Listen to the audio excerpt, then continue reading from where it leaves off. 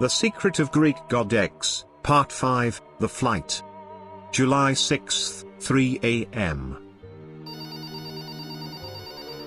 I jump out of the bed and answer, yes. This is Carolyn. The phase 2 of the project, we will know, is a go. I repeat, the phase 2 of the project, we will know, is a go.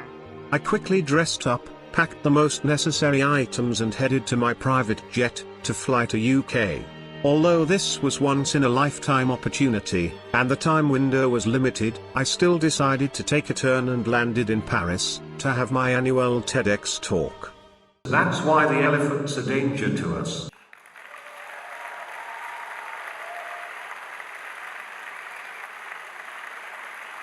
I talked about our current project, and as usual the crowd loved me. After the talk, I jumped back on my jet and I landed at the London Heathrow Airport. I had to locate the Greg's house, so I thought to myself, how would I take what I know about him, and use it against him, in order to find his house? I took into the account the two main facts we know about him. He is about 2.5 meters wide, and he smokes approximately 9 joints a day. So I took out my Aero THC meter and went after the green. I was wandering the streets for hours, and suddenly the THC level on my meter began to rise to 87, which is about 27.6 the allowed amount. The area with this level of THC was quite large, so I just went to look for the house with the widest doors and no windows. After some more searching I believe I found the elephant's savannah, but there was one problem. Greg was smart enough to lock his door. I felt like Hannibal, who ironically crossed the Alps with elephants and said, "Aut viam inveniam aut faciem," which translates to "I will either find a way or make one." 4 a.m., June 7, 2019. I break in house. But the air was, you could say, greasy. The first thing I see on the floor is a couple of broken scales, and a fake scale with which Greg uses to show his, as he calls it, progress, on Twitter. Either way, I start tiptoeing over the hallway and peek into one room. I see a big storage, with hundreds of laptops. Each one of them had Greg's stream open in at least 9 tabs. I close the door and go along the hallway, where I found a giant freezer filled up with Red Bull 6-packs and bottles of mayonnaise.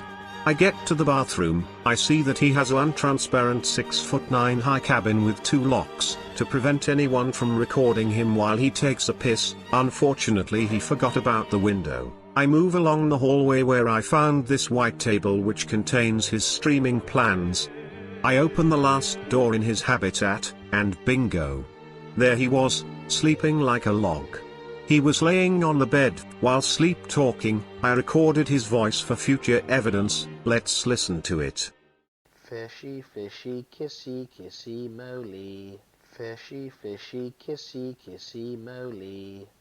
Before I closed the door, I noticed that he had his monitor still turned on, with Pokemon thick compilations on replay.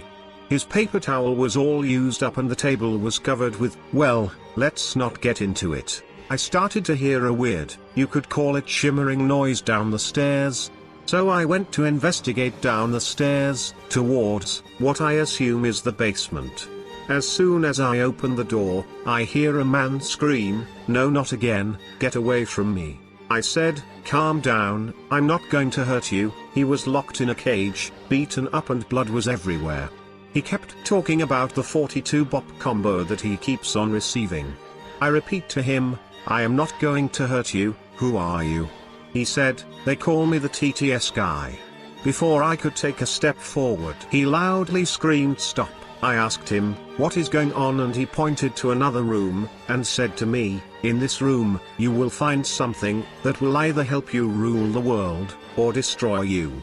I got closer to the door, doubting if I should step in. The closer I got, the harder I felt some sort of vibrations and the shimmering noise became louder. However, the door was locked with a pin code. I took a guess and entered 7272. I opened the door. The flash of a light hit me harder than my phone's screen at 2 a.m. when I get a notification that XQC is streaming. I fell on my fours and started to crawl forward. I used the energy I had left to slowly raise my head and look at it, and there it was, in the middle of the room, in all its majesty. The L underscore. I would describe it as effulgent, comely, radamanthine, and baleful. When I stepped closer to it, I felt like I was Pandora opening the box. I could see all of its potential power. I saw the way to the tippy top, and I saw the price that the world would pay if one was to use L underscore to take the path to the top. But like Pandora lastly saw the hope, I also saw the way to prevent all of these horrors. Find out what I saw in the core, in the season finale, of The Secret of Greek God X, Part 6. Hope.